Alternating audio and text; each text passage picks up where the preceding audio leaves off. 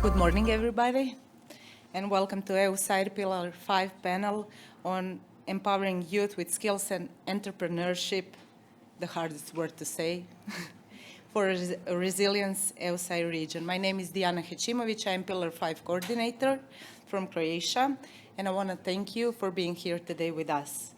Today's discussion focuses on very concrete question. How can we better support young people across the region with the skills, opportunities, and entrepreneurial support they need to thrive? Across the EUSAIR region, we are facing shared challenges such as demographic change, labor and skill shortages, uneven access to education and training, and the need to respond to green and digital transition. I believe all of you will agree with me that these challenges are not something that one institution or even one country can solve alone, which is why the macro-regional approach matters. Within the Pillar 5, we want to move from general discussion to practical cooperation. That's why we highlighted two flagships direction: Skills Alliance for the Future and the EUSAIR Youth Entrepreneurship Alliance.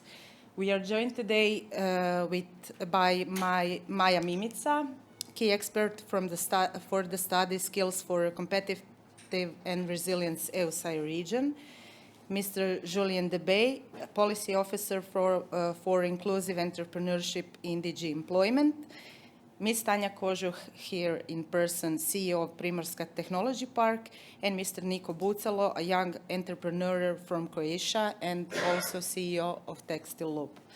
Our aim today is to connect policy, evidence, support system, and a real-life experience, and to explore what EUSAIR Pillar 5 can do next in the practical way. So, as I mentioned, I would like to start to set a ground for discussion in evidence. I would like first turn to Ms. Maja Mimica. Hello, Maja. Hello, everyone. I know that the study is not finished yet, but we will all like to hear so far what are the key findings based on the study, and what are the most important skills-related challenges shared across the EUSAIR region, and which skills should we prioritize if we want the region to become more competitive and resilient. Maja, the floor is yours. Great.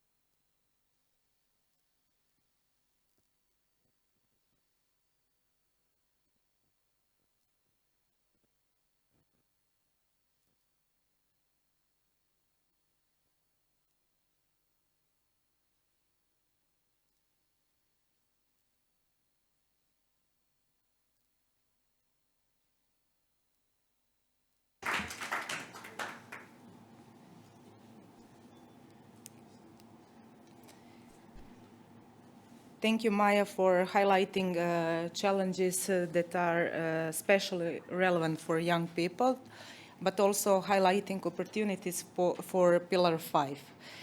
Let us now move on from regional evidence to the broader European policy perspective. I would like to say hello to Mr. Julien. Hi. When I was preparing, I have to admit, I first time heard about the YEPA. Sometimes I think I want to know more about YEPA. How do you promote initiatives like this? Why are they important for young people? Yes, so Esteja, thank you, Diana.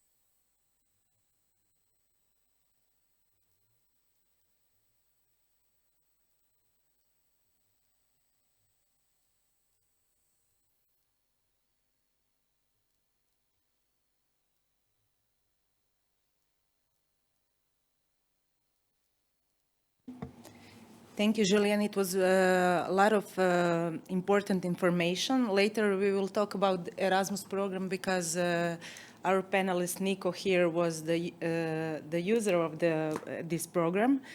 But stay with us because I think the audience will have a lot of questions for you later. Thank you so much. Okay, we've seen the evidence, we've seen the policy. Now we will move on to implementation. But before I turn to Ms. Kožuh, we will first watch a short video about POPRI. I believe you all heard about the POPRI, a practical example of how youth entrepreneurship can be supported in a structured way.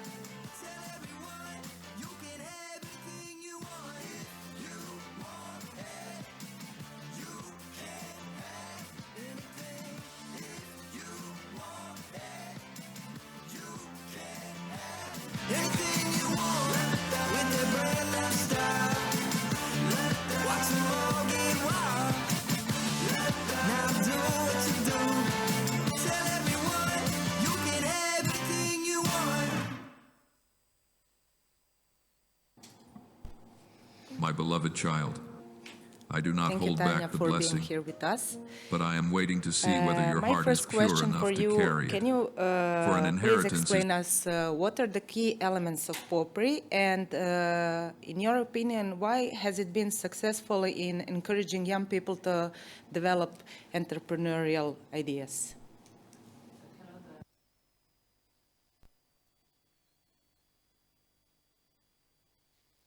It's okay? Okay, great. So once again, hello to everybody. 16 kilos. So That's the why amount of we are doing textiles shown POPRI? weight The per main mission is to give 16 young kilo. people the opportunity to have the first entrepreneurial experience while they are still in schools. We want them to learn and act like entrepreneurs. And through all this process, they develop entrepreneurial mindset. So POPRI model is based on lean and agile business modeling that is used by many startups globally. And young people do not only learn 16 theory, kilos. but That's they the- especially 16 develop business ideas and test the market potential. So through all the steps of business model creation, they experience and learn how to prototype, how to validate the idea, take decisions, take risks and manage risks, communicate, negotiate, plan costs, try to understand finances, and they also learn how to pitch. So why we are so successful? Because this is a really long-term work. more than 20 years ago, we started with Popri, and each year we listen to young people. We adopt this program to their needs, and so that's why we grow. After all these years, we found out that approximately 10% of young participants after Popri open their own companies. And this, I think, is a great success. But as Maya said in the presentation, it's not the point that everybody will be entrepreneurs, but it's the point that they change their mindset into entrepreneurial.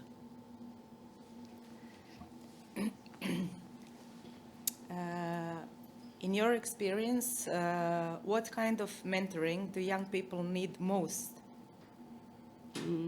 Okay, we support young people step by step through the business model, and they need a combination of different mentorship. So first of all, it's let's say, motivation. We have to motivate them, and we have to help them gain the confidence.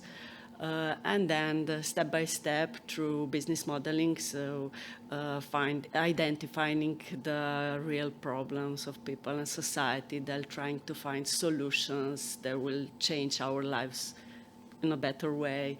Then we helping them with finances, calculating costs, marketing, and so on. So they need different type of mentorship. I would like to stress at this point that it's very important that young people enter to incubators, technology park, business support institutions, because over there is a community of ambitious entrepreneurs, and they can share their knowledge and experiences with young people. So I think that the community is one of the most important things, and we know that communities are built inside technology parks, incubators, and so on. One question that came to my mind right now, I hope it's okay to ask, who is supporting you so you can support the young? Okay, thank you for this question. It's very complicated.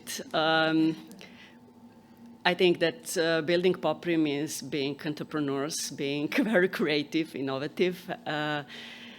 We don't have a stable source of financing, so we apply to different funds, European, national, and we have a lot of sponsors, and only this way we manage to move forward this great project.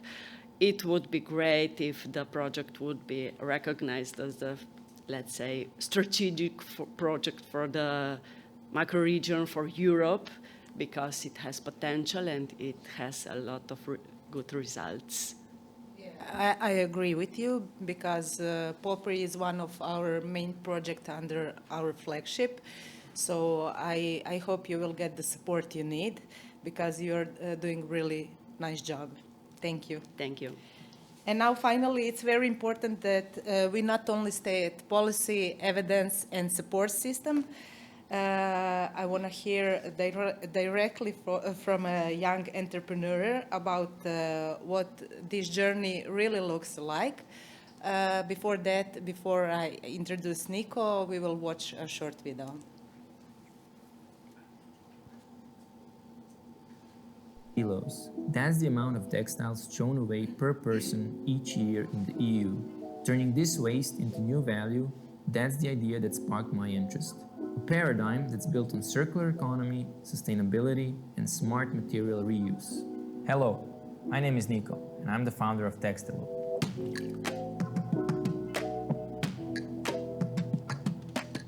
Textilo is a web platform for optimizing resource efficiency within the textile industry. What does that mean? It means that we, with the help of AI, connect the dots on how all the industry leftover volumes get reprocessed and converted back into value. There's no such thing as waste. For me to expand to West, I've joined the Erasmus for Young Entrepreneurs program and spent the last 5 months in Torino, Italy. And there, alongside the host entrepreneur, the Atelier Riforma, explored new ways on how we can unify the two platforms and pick up some best practices. When we know what materials are available upstream, it is easier to activate the ecosystem of circular professional downstream. Your garment intelligence combined with Textiloop's sourcing network, that would genuinely scale the circularity across borders. I agree. It is difficult to achieve circularity on your own.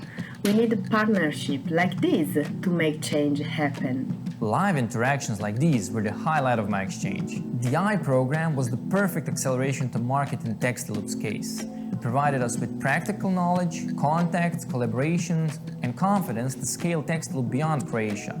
Living in Italy, meeting entrepreneurs like Atelier Riforma, and experiencing a business in a foreign country, it really shaped how I think about sustainability and scaled what I now consider to be Textiloop's playground. If you also want to grow your idea and work with inspiring peers across Europe, I truly recommend the Erasmus for Young Entrepreneurs program.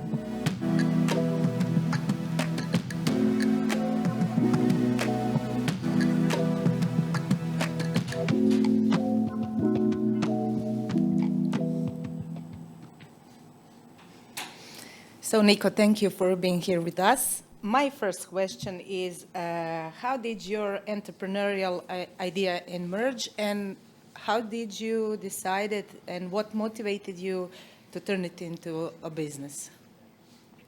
Thank you, Diana, for welcoming me, and thank you also for everybody for attending, and thank you to everyone, to the administrators, for having this part of the actual implementation and on-the-ground experience within the panel.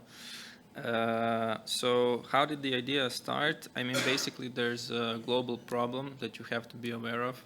Is the problem of whatever textile product you're making, 25% of the input raw material is going to go to waste. So whether it's the jacket, or it's a t-shirt, 25 of the raw material you're inputting, it's not going to be used for the actual product.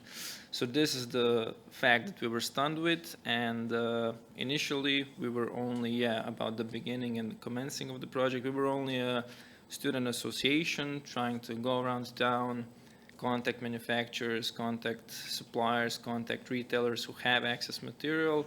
Hey, we know about the fact that you're generating waste. Can we pick up your waste and latch onto your waste and create something productive out of your waste? So as this NGO, Student Association, we were contacting manufacturers. We formed a huge network of the ones, we call them seeders, because they're supplying us with their waste. And they were providing us continuously with their leftover material. So we started upcycling those, re-implementing those, repurposing those, all of the 11R strategy principles, creating new value out of it. So then we figured, hey, maybe it's time for us to really make it a stable and sustainable business, actually charging for it, providing the service and offering the service of, hey, we will take care of your leftover materials, you wouldn't have to pay penalties for those, and on the other side to provide for our users and our consumers the possibility of our, we call them needers, stakeholders, to provide them with direct access to industry spill material and actually have this win-win situation for both parties at the same time. So if I answered the question, that was how it all started. Yes, you answered, but at the beginning, before Erasmus program, did you have any support? So actually it was a long time ago, so I have tough time remembering all the details, but definitely the main thing, the definition of what I consider support to be, is to have a basic surrounding of knowledgeable, smart, intelligent, capable young people in my case. So I did have support because I was surrounded with my colleagues from the Arts Academy, from the textile faculty, from the design studies, design faculty, my own buddies from my computer science degree. So in terms, if that's the definition of support, initially I did have support, it being my own colleagues. It wasn't any kind of a formal support, but we kind of put a team together that's well capable and was supportive of the idea. What were the most difficult steps in moving from your work as NGO to a business model? So yeah, exactly. So the biggest next step would be, I agree, the thing that you're right now mentioning, finding the next level support. So finding somebody who provides institutional infrastructure level support, trying to find somebody, I don't know, from the Chamber of Commerce to direct us and instruct us how to find new partners, how to broaden the spectrum of services that we provide, how to legally define our baseline on what actual legal service do we provide and how do we comply with the business operations of the companies that we service. Then, of course, finding the financials. And in both of those cases, both finding the legal support and the financials, and then again finding the next generation of the team, we did ran into a couple of supporting mentors. I would say that pretty much the same thing that previously was discussed, what Maya was talking about and what Julian was talking about, it kind of exists. It's not like totally established, but it kind of exists. If you contact the right person at the right time, you will get, like I did have the privilege of getting the I program support and the institutional support, but if you contact the right person at the same time, I definitely agree that there should be more dissemination and more promotion of these protocols of how to get help. But if you contact the right person, you can get the right support. You can get introduced with somebody who's providing the funding, like POPRI is providing the funding. We've been to a lot of competitions like POPRI, so where you pitch your idea, where you get funded for your pitch, and also get evaluated, get connected to like external VCs from Europe, and also they matchmake you with partners that could potentially join your team. And also, yeah, I mean, if that answers the question. So for young people that are thinking about their business idea, you will recommend to apply something like POPRI. It's a good start for them.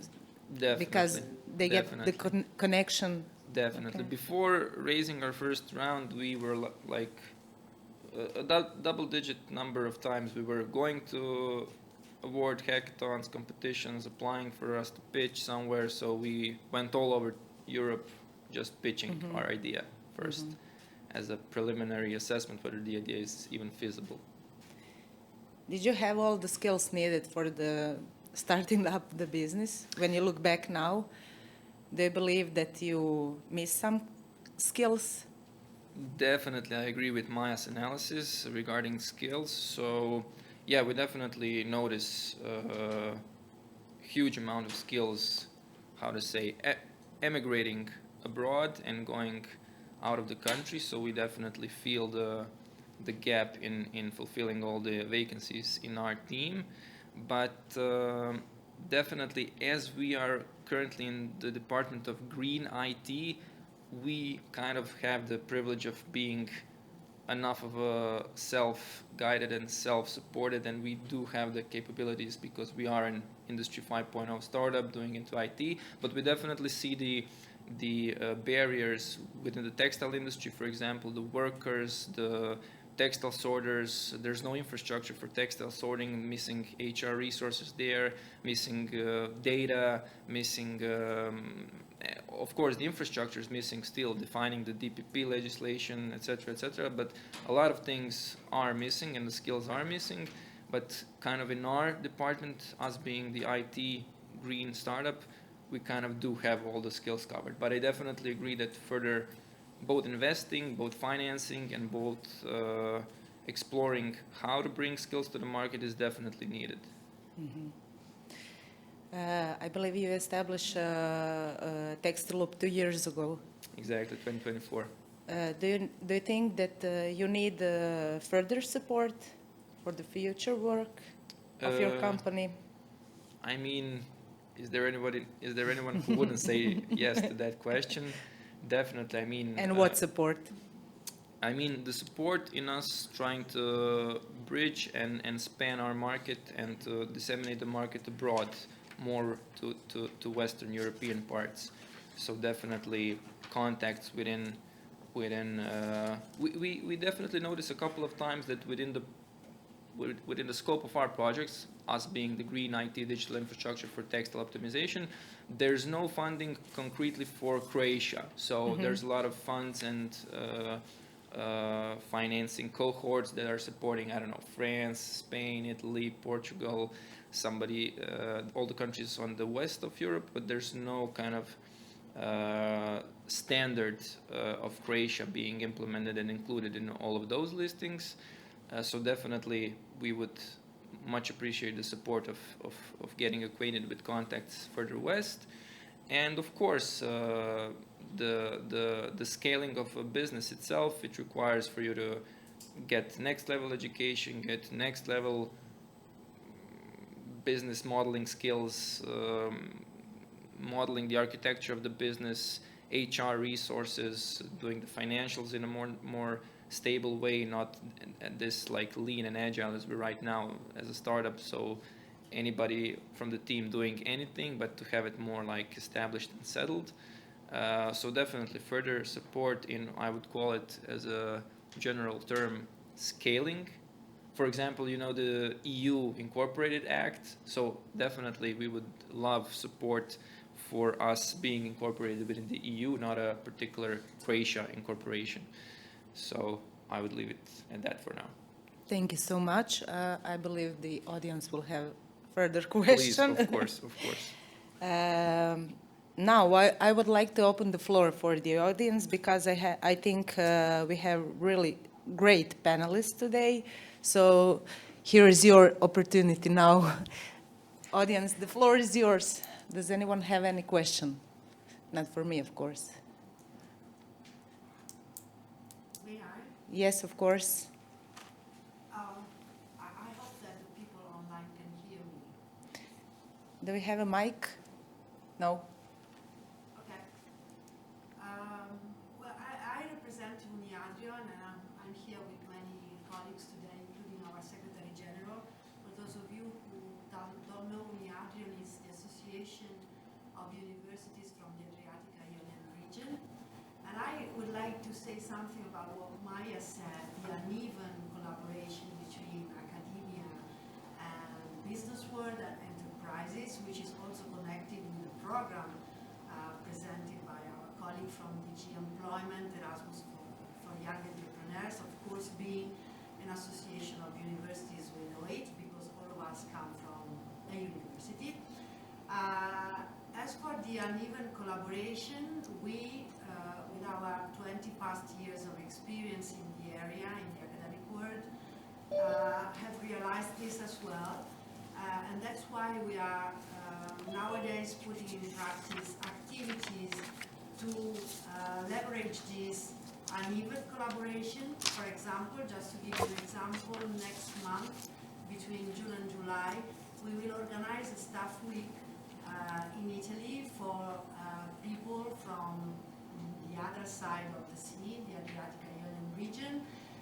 Both people coming from universities, such as our colleagues, both administrative staff and professors, as well as representatives from enterprises. You know that Erasmus Plus also finances mobility of people coming from enterprises, and the topic of this intensive week will be the connection between the academia and the enterprises. And also, we are managing a lot of funds from the Erasmus Plus program to implement mobilities between the two sides of the Adriatic-Ionian seas. And of course, we have noticed that traineeships, they are much needed, especially for young people from the Western Balkans, as well as they are not yet properly considered by the universities from the Western Balkans. So what we are doing now is stimulating this practical training of students coming from this area by offering scholarships to come to Italy for internships. At the same time, we are pushing the internships of Italian students going to the Western Balkans, you know, because of the Adriatic-Ionian European strategy, so we need to grow together. But I don't want to spoil any more news, because this afternoon we will have a panel on this, also connected with engaging youth and young people in our shared growth. So if you want more information, this afternoon at 2. So this was a teaser to come to panel.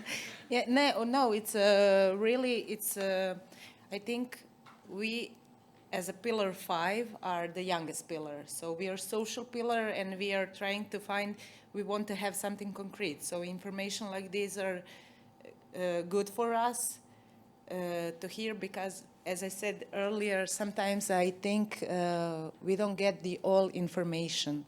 This is really nice. We will definitely come today to your panel. Thank you.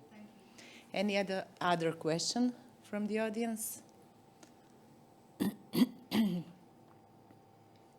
Martina? I have a question for Julian and his program, the program of Erasmus for young entrepreneurs. Is it only for the EU member states? How does it function? And how many people so far use this kind of initiative? Did you hear it? So, yeah, could you repeat it, please? Is it only for Erasmus program? Is it only for EU countries? And how many people Yeah, how many people did use this program so far? for So there entrepreneurs? is For entrepreneurs. Yes, the Erasmus for entrepreneurs, I think it's the number of applicants and successful applicants is more than counting thousands. And I do remember that it was a bit broader than the EU member states. And I see that Maya seems to agree with it, because I saw application from like neighboring countries. So this I can double check, but I think it's a bit more open than only the 27. So I can double check now if there is another question, but yes, it's not that close. But okay, now we will have to see from which country you would like to apply. If it's in the US, probably it will not be possible. But if it's in the Western Balkan, we have a lot of associations or semi-associations with neighboring countries. Yeah, we were thinking about Adriatic Ionian region, because the 5 of the countries is not in EU, so just for the audience here that's not from... I will double check now. Why? Because I am in front of my PC. But please go ahead. Thank you, Martina. Anybody else? If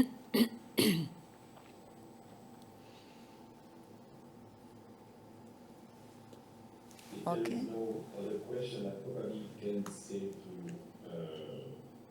Nico that I love his introduction. And regarding scaling up and finding new funding for expanding, that's precisely also a thing that we try to promote in each employment. We try to help financial intermediaries finance these kind of initiatives.